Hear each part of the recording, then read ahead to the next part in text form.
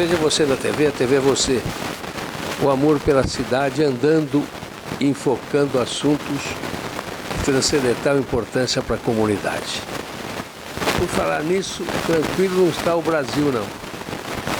Onde eu passo, uma tristeza muito grande, o comércio paradíssimo, paradíssimo. Esse 50% do Trump, o João vai mostrar aí a fotografia dele com Lula, tarifaço, parou o Brasil, já estava parado. E ainda a agropecuária, a exportação caiu terrivelmente. Eu não sei para onde nós vamos. Hoje ninguém tem dinheiro, hoje uma reclamação geral. Esse Trump quer mandar no mundo, ele tarifa do jeito que ele quer. Tem que respeitar, porque é o maior país do mundo. Isso é a beleza, porque o Lula dá uma entrevista, pega a Jabuticaba, oferecendo a você, Trump. Você vê que o presidente falar com o outro. Vai para o diálogo, tenta negociar. É um absurdo. Olha aí esse Trump aí, parece um débil mental. É uma judiação, viu? Os Estados Unidos ganhou um presidente que acorda de um jeito, dorme de outro. Um outro assunto que eu trago para os senhores é os 90 anos de vida do padre Silvio Fernandes. Ele vai fazer uma reunião, não, nós estamos fazendo da comunidade cristã de São Domingos uma noite lá no Colosso, um jantar no Colosso, para homenagear 90 anos do Padre Silvio nesse sábado.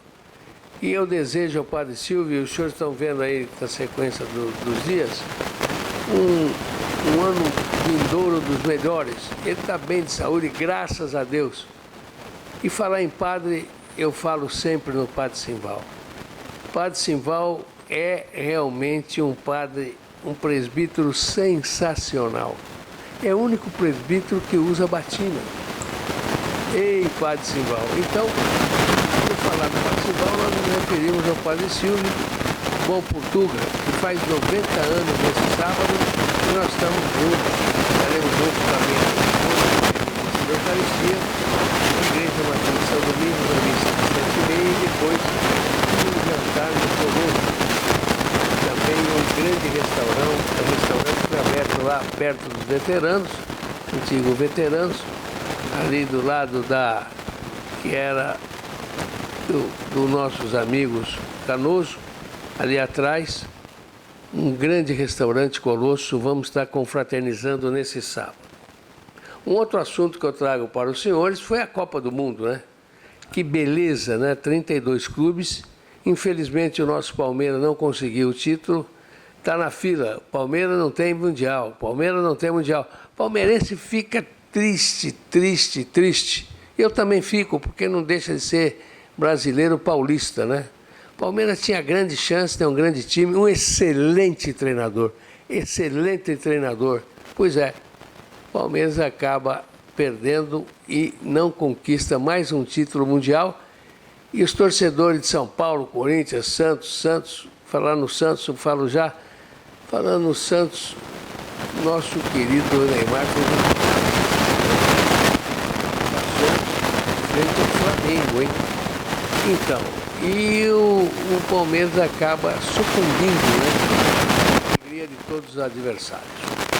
Um outro assunto que eu queria dizer para os senhores é sobre Catanduva, né? Nosso prefeito deixa o meu projeto, que eu fiz sustentação oral no DENIT, vocês vão ver aí.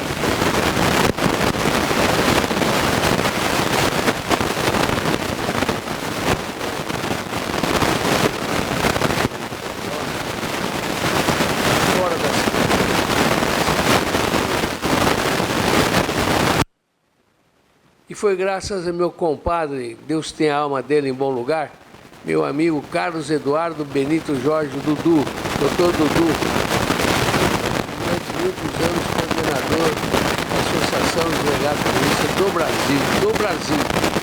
Dudu conseguiu o presidente Dilma na época, e eu em Brasília consegui a verba de 2.800.000, abrimos a concorrência, a IGI, uma empresa o Paraná ganhou a concorrência. Vocês estão vendo aí, agora vou parar um pouquinho. E nós começamos esse sonho de Catanduva. E agora, doutor Mário, está bem próximo esse sonho de concretizar, não é? Acredito que com os instrumentos hoje disponíveis, né, em termos de licitações, onde podemos até utilizar instrumentos mais avançados como o RDC e que agilizam o processo. RDC quer dizer? É o regime diferenciado de contratação, né, que o DENIT tem adotado em muitos empreendimentos, principalmente os que que integram o PAC. Permite um processo de contratação mais ágil, né, e com um preço melhor, né, que o erário vai ter que suportar. Então, com isso e com essa delegação de competência para que isso seja feito lá pelo Estado de São Paulo, que conhece melhor os seus problemas, né, os problemas ali, principalmente da malha ferroviária, acredito que em pouco tempo a gente consiga licitar esse projeto, possivelmente no prazo de 1 ano, teremos o projeto pronto, havendo recurso no orçamento, isso poderá ser licitado. É uma obra que o DENIT poderá fazer, tendo o projeto concluído. Essa dotação orçamentária é da União? Sim, da União. E aí depende que isso seja incluído no futuro orçamento, né, possivelmente a partir de 2015. Então, quando for elaborada a lei orçamentária para 2015, é importante que haja um trabalho para a inclusão desse empreendimento, né, já com previsão de realização em 2015. Tem uns termos técnicos, não é conflito que o DENIT procura solucionar. Qual é o termo mesmo? Que o traçado... São as interferências... Em áreas urbanas, como exatamente, é que é? Eu estava explicando aqui para o doutor José Alfredo, que o DENIT contratou em 2009 um estudo chamado Procefer, que é o Programa de Segurança Ferroviária em Áreas Urbanas. Esse estudo fez um mapeamento de 15 mil quilômetros de ferrovias em vários estados brasileiros, na sua passagem pelas áreas urbanas e analisando todas as interferências da ferrovia com vias urbanas, onde provoca interrupção de tráfego pela passagem dos trens, né, com ocorrência de acidentes. E no caso de Catanduva, o estudo propôs a construção de uma transposição, ou seja, de um viaduto sobre a ferrovia. Esse estudo de viabilidade foi protocolado no DENIT, foi aprovado e, nesse momento, estamos delegando competência para o superintendente de São Paulo fazer a contratação do projeto executivo. O contorno são 16,2? 16,6 quilômetros de extensão, tirando toda a ferrovia da área urbana de Catanduva. Araraquara, o senhor se lembra quantos quilômetros eram? Ou foram? Araraquara, cerca de 18 quilômetros. 18 quilômetros. Muito bem. Essa é uma obra que começa e tem previsão, por exemplo, 16 quilômetros,6, 2 anos de obra? Se tudo correr bem, é importante que, tendo o projeto concluído, haja inclusive uma colaboração da Prefeitura em questões como desapropriações que serão necessárias, né? Licenciamento ambiental, que são 2 fatores que muitas vezes causam grandes atrasos nos empreendimentos, né? Muitas vezes se inicia uma obra sem ter ainda todo o processo de desapropriação concluído, sem ter licenciamento ambiental. Então, se isso for providenciado à medida que o projeto estiver concluído e já se tenha identificado as áreas necessárias para desapropriação, tendo esses 2 elementos resolvidos, acredito que em 2 anos uma obra dessa se conclua. A Prefeitura contribuirá, então, com a desapropriação da área? Isso. Ela entraria com essa contrapartida? Seria importante a colaboração da Prefeitura. Que adiantaria? Isso. Geralmente... A desapropriação... Tal. O senhor é de São Paulo? São Paulo, capital. Estudou em São Carlos? Isso. Muito bem. A sua participação, que foi carismática também, não existe o acaso? O senhor ter levado, vai ficar na história de Catanduva, doutor Mário? Que permita agradecê-lo. Uma modesta colaboração. Porque a sensibilidade do homem, a vontade de fazer, então o senhor não está aqui por acaso. O senhor está iluminado nessas pretensões. Nós começamos o DNR e agora o DENIT dá esse passo muito importante para Catanduva, porque o conflito de trânsito é grande, haverá possibilidade de uma perimetral e as ruas centrais se unirão com o Parque, com Higienópolis, com São Francisco, Parque Iracema. Nós queremos agradecer muito o senhor nos ter acertado essa audiência. Acredito que o próximo passo agora qual será? Sim, como eu falei, a delegação de competência está dada para a Superintendência de São Paulo. E como o start foi dado. O start foi dado, ele já tem então essa competência para licitar o projeto. Se isso ocorrer dentro da normalidade, acredito que em um ano o projeto está pronto e, havendo recurso, a partir de 2015, a gente pode iniciar essa obra. Aí nós teremos que trabalhar junto com os órgãos públicos para colocar no orçamento, né? Exatamente. A força... É importante assegurar recursos no orçamento a partir de 2015 para que a gente possa iniciar, pelo menos iniciar essa obra nesse ano. Lá em São Paulo, nós estamos em Brasília, tem alguma obra iniciando ou a concluir? Em São Paulo temos um empreendimento de bastante vulto, que inclusive é uma obra que consta do PAC, que é o contorno ferroviário de Araraquara. Araraquara, concluído já. Ele está prestes a ser concluído, eu acredito. Quanto tempo demorou? No início de 2014 esteja concluído. Ali foi uma obra mais complexa porque em Araraquara nós temos as oficinas e um pátio de manobras que ficam na área central da cidade. Então, além do contorno, nós temos também a construção do pátio de manobras. Que não é o caso de Catanduva. Não é o caso de Catanduva, e transferência de oficinas, né? Araraquara ela comporta também um complexo de oficinas de manutenção de locomotivas e vagões. Então, esse é um empreendimento que será concluído posteriormente e que permitirá a retirada total dos trilhos da área central de Araraquara. Ângela, vai pensando com o filho do Dr. Raul uma pergunta para o nosso superintendente, e a gente, aproveitando, saindo um pouco dessa esfera pública, vai me permitir que nós possamos retribuir com o senhor numa proximidade. Qual é o seu time do coração? Corinthians. Eita, nós! Só podia ser corintiano um cara. Esse é o cara de Catanduva que hoje, dia 30, colocou em votação. Olha, Corinthians leva sorte porque representa o sofrimento, né? É o sofrimento de Catanduva com essa rodovia, com essa ferrovia, que eu luto desde criança, porque eu morava na Rua Amazonas e ali estava próximo dos trilhos da FEPASA e sempre acontecia algum acidente. E, a princípio, o esquema do DENIT era fazer contornos com pontilhões, né? Isso, era o que o estudo indicou. Inicial. O estudo inicial indicou a construção de um viaduto, mas o estudo de viabilidade apresentado pela Prefeitura... Isso é natural, mais econômico também. Isso é natural que ocorra, porque a vida das cidades é muito dinâmica. Sei. Então, você faz um estudo hoje... Em poucos anos, aquela cidade já cresceu, é verdade. O trânsito de veículos aumenta, isso é um problema comum às grandes cidades.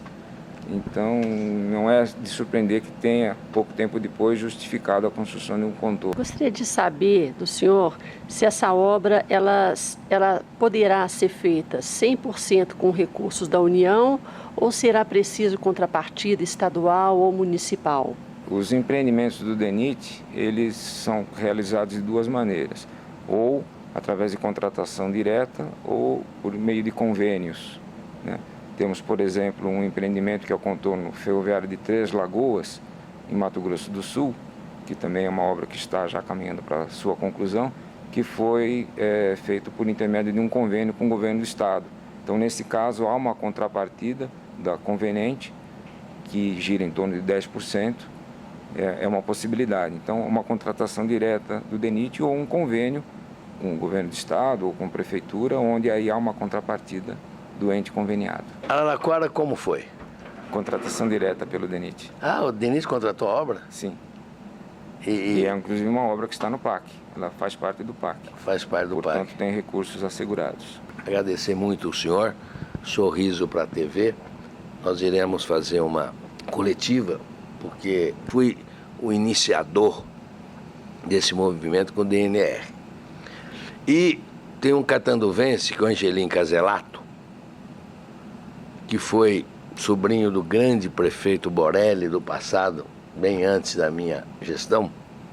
Angelim Caselato também é um catanduvense já de uma certa idade, incentivador da retirada dos trilhos. Então a você, Angelim, presto essa homenagem como catanduvense que sou a você pelo amor a Catanduva, tocando no Dr. Mário, agradecendo a Deus a sua sensibilidade, e Catanduva vai escrever uma página histórica da retirada dos trilhos da FEPASA, e esse dia 30 de outubro vai ficar marcado como o dia da retirada com o apoio do Dr. Mário. Que Jesus o abençoe e a televisão, a cidade, para os seus cumprimentos. Eu faço votos que esse empreendimento dê certo, né, que a gente tenha sucesso na condução e que realmente possa trazer benefícios para o município de Catanduva. O Brasil concedeu autorização para passar 18 quilômetros ao largo de Catanduva. Isso foi uma vitória de Catanduva, não minha. Vitória da Câmara Municipal da época, que eu era vereador. E o Mário Dirani, presidente do DENIT, me colocou lá no conselho, fiz a sustentação oral e consegui 18 quilômetros. Esse prefeito larga o projeto do lado, gasta 2.800.000 a obra, parece que fez um acordo com a Rumo e parece que um acordo escuso, hein? Eu vou conversar com ele, vou falar com ele sobre isso. E aí abandona o projeto para fazer projetos de viadutos. Deixe o projeto do lado e os trilhos vão permanecer no local. Um absurdo, né? Não concordo com isso, viu? Como filho de Catanduva, revolucionário 32. Aliás, até vou fazer agora esse outro assunto sobre a Revolução Constitucionalista. Pois é, eu vou entrevistar o senhor prefeito, vou perguntar diretamente para ele, o senhor fez algum acordo espúrio com a Rumo para tirar o projeto do lado, deixar o nosso projeto do lado, 18 quilômetros? Vou perguntar a ele, assim, frente a frente. Vamos ver. Sobre 9 de julho, pouca gente se recorda, né? Do movimento de 1932, Martins, Miragaia, Drauzio e Camargo, MMDC a sigla. São Paulo se levantou contra o regime de Getúlio Vargas, que foi um grande presidente, viu? Não foi ruim, mas implantou a ditadura, regime ditatorial de Getúlio Vargas. Meu avô era getulista roxo, mas meu pai não. Meu pai pegou o trem da EFA com 18 anos, foi representar São Paulo, em São Paulo, foi batalhar, pegou um front de São Paulo paulista no Rio das Almas, ficou imerso no Rio das Almas com o gelo de julho, que era o inverno, saiu a roupa molhada no sol, pegou uma tuberculose crítica, foi ser internado em São José dos Campos. Teve entre a vida e a morte, aí sarou, casou com a minha mãe e me gerou. Esse grande combatente de 32, Alfredo Jorge, que na época trouxe para mim alegria e me ensinou a ter civismo, me ensinou a ser honesta. Tanto é prova que estou passando uma dificuldade financeira terrível. Mas ele era um lutador, brioso, patriota, grande revolucionário 32, me ensinou a lutar por São Paulo. E aí ele deu a vida por São Paulo. Não morreu de milagre. Pegou a tuberculose e São Paulo não tinha arma, tinha matraca para imitar metralhadora. E aí ele participou do movimento do MMDC, que pegou o nome depois com a morte do Martins, Miragaia, Drauzio e Camargo. E meu pai foi revolucionário constitucionalista, sargento. A alegria do meu pai era todo 9 de julho ostentar a medalha constitucionalista que ele ganhou na Assembleia Legislativa por ter combatido em 32 e desfilar em Catanduva com o cap da Revolução Constitucionalista e o facão. São Paulo lutou com o peito, não tinha arma, contra quase o Brasil inteiro, porque defendia a democracia que acabou sendo implantada depois. Aí veio a Constituição de 88, e aí nós estamos vivendo esse momento com esse presidente. Que exemplo que ele nos dá? Ele é corrupto. Como diz o homem, quem usa o faz, né? Ele dá um exemplo negativo e nós estamos vivendo essa tristeza que a Revolução Constitucionalista nos deu à democracia. Bem, voltando ao futebol, essa Copa foi um espetáculo. Pena que o Palmeiras não ganhou, mas fez por merecer, lutou, como o exemplo do Fluminense, que o Renato Gaúcho dizia o patinho feio. O que fez o Fluminense? Lutou com amor, com o peito, com a raça. E o Renato dizia, futebol não é dinheiro, futebol é jogar dentro de campo com 11 contra 11. E o Fluminense representou condignamente a força brasileira, representou condignamente o Brasil, o Rio de Janeiro. O Fluminense foi um grande time na Copa de 2025, representando todas as outras Copas que vencemos. Mas, infelizmente, também não chegou. O Flamengo também não chegou, o Botafogo não chegou, e o Palmeiras ficou mais um ano na fila com o Fluminense e fomos derrotados. Ganhamos só o exemplo do Fluminense como amor à camisa e amor ao futebol. Um outro assunto que eu gostaria de focar hoje, que o Joãozinho está mostrando na nossa retaguarda, esses exemplos que eu estou citando, é o nosso time de futebol. Depois que eu saí, foi caindo, voltou, caiu de novo. E o mais triste para mim é que eu fiz um estádio em 90 dias. Ao contrário de todos os outros prefeitos, de toda essa classe política nefasta que vive no Brasil, eu pus dinheiro do meu bolso que está faltando agora. E faltando muito para a minha subsistência. Eu puxava água, o posto que eu tinha no terreno ao lado, puxava com a adutora e servia energia para fazer um estádio que eu fiz em 90 dias, porque o presidente Fará, da Federação Paulista de Futebol, dizia que se eu não arrumasse pelo menos 20 mil lugares, eu não subia. Eu fiz em 90 dias, fiz a luta em campo, o Grêmio Esportivo da Presidência, ganhou a vitória e nós subimos para a maior classificação. Mas, infelizmente, nós não vivemos mais essa grande alegria. Tinha um timaço no futebol. Timaço, né? Jogava o Paulo César, o Valdezino à direita, Miranda, o Jacenir, lateral esquerdo, que foi nosso atleta, pior jogador do Corinthians na época. Jogava o Rubinho de médio volante, o Brecha de meia esquerda, eventualmente. Na direita tinha o Claudinho, na esquerda tinha o Brecha. Tivemos o grande goleador que nós tínhamos, o centroavante que marcou o gol com o braço machucado. E aí nós ganhamos de 1-0 aqui do Rio Preto, que deu um trabalho desgraçado para o time do Grêmio. Mas ganhamos de 1-0. E olha, que havia um compromisso do Reinaldo, que hoje é o presidente da Federação Paulista de Futebol, ele era presidente do Taubaté. E na época o Taubaté disputava conosco.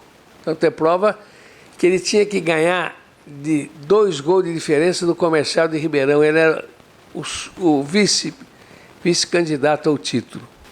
Se nós ganhássemos aqui, não tinha problema. Mas ele tinha que ganhar de 2-0 de diferença. Estava 2-0 para o Comercial de Ribeirão. Nós estávamos jogando em casa com o radinho no rádio.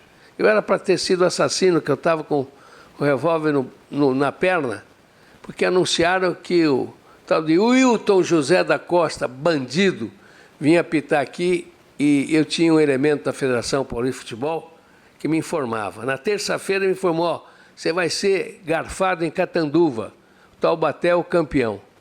Eu me preparei, tem testemunha disso, o Clodoaldo, que almoçou comigo, com o Lucas Neto da Tupi, da 20 Notícias do Lucas e do Guzman. Eu disse, eu prefiro ser assassino do que a imagem que eu vendi o jogo para o Taubaté. E não deu outra. Era 28 minutos do segundo tempo, estava 2-0 para o Comercial. Adivinha quanto foi? 3 pênaltis. O Comercial ganhou de 5-2 do Comercial de Ribeirão, em Ribeirão. Mas nós ganhamos aqui e subimos na divisão maior de futebol, São Paulo. E com isso fui com Oswaldo Teixeira Duarte, eterno presidente da Portuguesa de Desportos. Já está do outro lado da vida com Walter Abrão, que coordenou todos os clubes do interior. E a lei do acesso veio em 1975. Abril de 1975, eu fiz um pronunciamento no Senado Federal. O que aconteceu? A lei veio de cima para baixo, porque o grupo dos 20 que chefiava a Federação Paulista de Futebol não queria a lei do acesso e descenso, meu catanduvense querido. Não queriam. Por quê? Por permanecer, né? Mas graças à nossa luta do professor Oswaldo Teixeira Duarte, do médico doutor Oswaldo Teixeira Duarte e do Walter Abrão, levamos a lei do acesso e descenso e ela foi implantada de cima para baixo, com o ministro Ney Braga implantando a lei veio, e hoje nós vivemos essa lei como mutatis mutandis, caiu um, sobe outro, 4, e aí nós estamos na história do futebol, e poucos lembram disso. Fiz o que eu pude na minha vida, deixei legados enormes. Em Catanduva deixei 750 pequenos e grandes legados, 12 creches, 10 escolas, viaduto da 7, a duplicação do corredor da morte da Washington Luiz. Foi uma luta minha com o Quércio Montoro, que eles assinaram com o Nori, secretário dos transportes. E hoje ela está salvando vida aí, a duplicação da Washington Luiz em 1988. Eu agradeço a todos esse momento de rememorar esses momentos da minha vida, nesse programa que o João está mostrando na íntegra, com essas imagens dos momentos que eu citei. Ele é brilhante e eu quero agradecer sempre essa bondade dele e a cultura técnica dele e de um moço chamado Zé Ribamar de Souza, que nós estamos fazendo um programa aí, sem fio, um novo estúdio, se Deus quiser vai ser implantado para a semana que vem. Muito obrigado a todos, que Deus acompanhe, que nós possamos estar juntos sempre. Parece que o horário vai ser das 11 a meio-dia. Um pouquinho mais de extensão, sempre com patrocínio do Sim Comércio, do nosso grande Ivinho Pinfield. E por falar no Ivinho Pinfield do Sim Comércio, dia 30 nós vamos fazer uma comemoração, eu vou trazer para os senhores a gravação. Dia 30 vai ser eternizada a memória do Beninho Dalto, um comerciante de Jaez de Catanduva, lá no Sim Comércio. O Ivinho vai colocar a estátua do Beninho Dalto em homenagem para ele no anfiteatro. Dia 30, o Sim Comércio apresenta homenagem a Beninho Dalto e a sua família. Eu vou estar presente e traremos para os senhores as imagens desse evento. Então, a todos, terminamos com isso. Desculpe. Meu melhor, muito obrigado, um abraço fraternal.